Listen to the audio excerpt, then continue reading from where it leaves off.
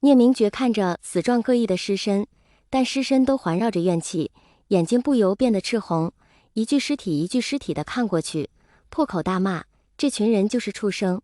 聂明觉忽地停在了两具白骨身边，身旁还有两柄佩剑。宗主，这就是我和您说的遇害的修士。那两把灵剑认主，无法拔出。领路的弟子看见宗主停在两具白骨旁，遂耐心地解释道：剑名一般都刻在剑身，如果无法拔出，那就意味找不到对应的修士。那两位修士的服饰早已腐蚀无几，零散的布料并没有家族服饰图文，像是两名散修。应该是散修吧。灵剑既然能认主，那应该是比较有名望的。聂明觉心里倒是有了几个人选，都与抱山散人有关。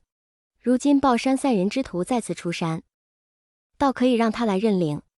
二弟，你看看这些畜生做的事，如果不将幕后黑手绳之以法，以儆效尤，怕是要天下大乱。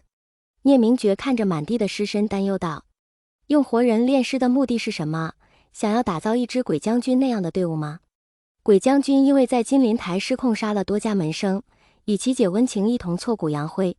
鬼将军不生不死，不伤不痛，只有将肉体毁灭才能彻底解决的存在。若是仿照鬼将军成功了，后果不堪设想。所幸他们暂时没有魏无羡的能耐。聂明觉虽然厌恶魏无羡目中无人的做派，但不得不承认对方能力确实强。蓝曦臣看着那些死于非命的百姓，还有刑房外几个零散的刻有金星血浪的刑具。炼尸场原先也只是一个普通的村庄，坑洼不平的土地被人血长久渗透，留下了暗红的斑驳，怨气缠绕着死者的尸身，也环绕在这片土地。兔死狐烹，2-3天的功夫就能寻到一处，那花更多的时间去搜寻呢？一处村落常住农家零散，也有100来号人。蓝曦臣以最坏的角度去考虑整个发展，但是兰陵周边偏远的村落少说也有10几个，靠近夷陵也能发现埋尸地。那云梦周边偏僻的村落是不是也该计算进去？大哥，我要回一趟姑苏。蓝曦臣对着聂明觉说道，门中弟子部分留在清河帮忙，大哥可以根据实际情况调遣。此次事件受害者不知凡几，而且都是被残暴的杀害，恐生怨灵，应尽早度化。大哥，这2把佩剑如何处置？聂怀桑用扇尖指着做工精良的剑鞘说道。当聂明觉凌厉的眼神甩了过来，聂怀桑连忙摆手表示绝无他意。虽然爱好收藏一些古玩和小灵器，但不会动不该动的东西。这2把佩剑可先放在聂家，尸身安置在一庄。这些尸身中也只有这2位前辈是皑皑白骨。蓝曦臣闻言提议道，这样前辈的剑也不会丢失。聂怀桑灵剑认主，别打歪主意。聂明觉委实不放心自己这个弟弟，倒也不是担心灵剑被偷拿去卖或偷拿去炫耀这种事，聂怀桑还没这胆子。主要担心的是灵剑伤害他认为不利的人，怕怀桑被误伤了。这种事情也不是没有发生过。姑苏兰氏，咚咚咚3声嘹亮的钟鸣声响遍整个云深不知处，一旁行走的兰氏弟子纷纷驻足观望。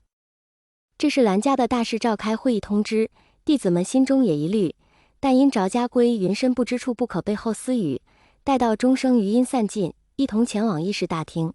宗主，这般着急召开会议是有何要事？兰家的大长老坐在左侧的正下方，守卫问道。兰家议事厅是一间10丈方圆的大房子，足够容纳100余人。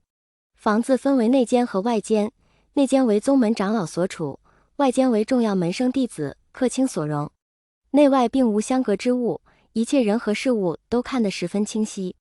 如果只是和宗门长老相商讨，蓝曦臣完全可以选择长老堂作为议事场所。议事厅极少启用，温家火烧云深不知处后也只曾召开过一次，因为蓝氏宗主携蓝氏密卷外逃，需要安排门中弟子寻找宗主和恢复云深不知处。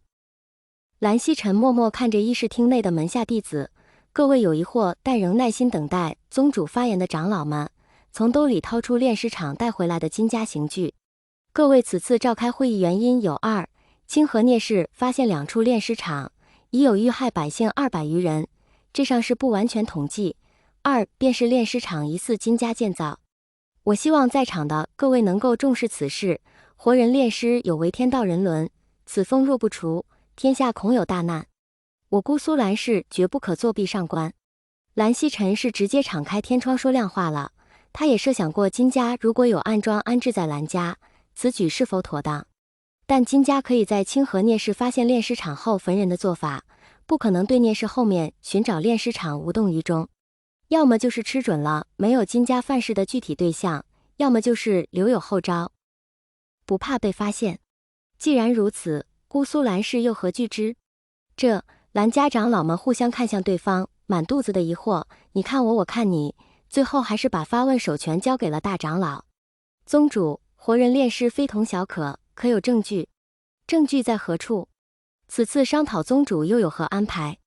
大长老挑着蓝曦臣的发言里面的一个点进行了提问，这还是比较片面，还尚未提及对方如何炼化，又怎么处理炼化成功的和炼化失败的等等。